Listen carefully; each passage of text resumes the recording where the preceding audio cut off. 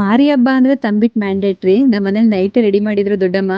ಇನ್ನು ಅಕ್ಕ ಇವ್ರನ್ನ 1 ಅವರ್ ಓದ್ಕೊಂಡು ಆಮೇಲೆ ಫ್ರೆಶ್ ಆಗಿ ಅಂತ ಹೇಳಿದ್ರೆ ಇವ್ರು ಟೈಮ್ ಪಾಸ್ ಮಾಡ್ಕೊಂಡು ಕೂತಿದ್ದಾರೆ. ಅದಾದ್ಮೇಲೆ ನಾನು ತುಂಬಾ ಟೈಮ್ ಕಡಿಮೆನೇ ಇತ್ತು ಅಂದ್ಕೊಳ್ಳಿ. ಮಾರ್ನಿಂಗ್ ಎಲ್ಲ ಎದ್ದು ಈ ಥರ ರೆಡಿ ಆಗಿದ್ದೆ. ಒಂದಷ್ಟು ಫೋಟೋಸ್ ವಿಡಿಯೋಸ್ ಎಲ್ಲ ಮಾಡಿಕೊಂಡು ನಾವು ಪೂಜೆಗೆ ಹೋಗೋದಕ್ಕೆ ರೆಡಿ ಆದ್ವಿ. ಈ ಥರ ತಂಬಿಟ್ಟು ತೊಗೊಂಡು ಹೋಗಿದ್ದು ಒಂಥರ ಚೆನ್ನಾಗಿ ಅನಿಸ್ತಾ ಇತ್ತು. ಇಷ್ಟು ಬಿಸಿಲಿತ್ತಂದ್ರೆ ಸ್ಲಿಪ್ಪರ್ ಇಲ್ಲದೆ ಹೋಗ್ತಾ ಇದ್ರೆ ಕೆಂಡದ ಮೇಲೆ ನಡೆದಂಗೆ ಆಗ್ತಾ ಇತ್ತು. ಬಟ್ ಒಂಥರ ಹೇಗಂದ್ರೆ ಇದು ಹೆಣ್ಮಕ್ಳ ಹಬ್ಬ, ಎಲ್ಲರೂ ಚಂದ ಚಂದ ರೆಡಿಯಾಗಿ ಬಂದಿದ್ರು. ಕ್ರೌಡ್ ತುಂಬ ಇರೋದ್ರಿಂದ ನಾವು ಟೆಂಪಲ್ ಒಳಗೆ ಹೋಗೋಕ್ಕಾಗಲಿಲ್ಲ, ಅಣ್ಣ ಹೋಗಿದ್ದ. ನಮ್ಮ ಹಳ್ಳಿ ಸೈಡ್ ಹೇಗಂದ್ರೆ ಬಸವಾಗೆ ಮೈನ್ ಪೂಜೆ, ಅದರಲ್ಲೇ ಎಲ್ಲ ದೇವ್ರನ್ನೂ ನೋಡೋದು.